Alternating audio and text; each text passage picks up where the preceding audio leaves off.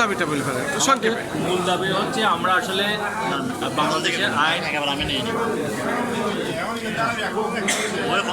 আমাদের মূল দাবি হচ্ছে আমরা কিন্তু বাংলাদেশের আইন সংবিধান প্রত্যেকের প্রতি সংবেদনশীল।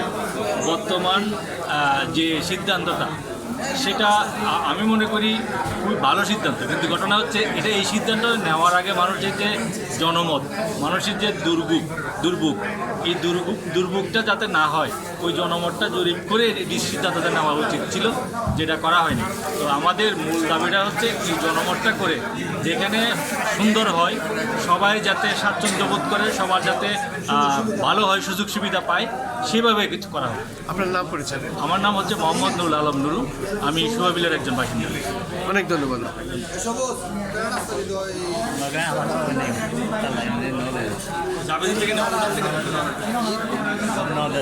নজরুল ভাই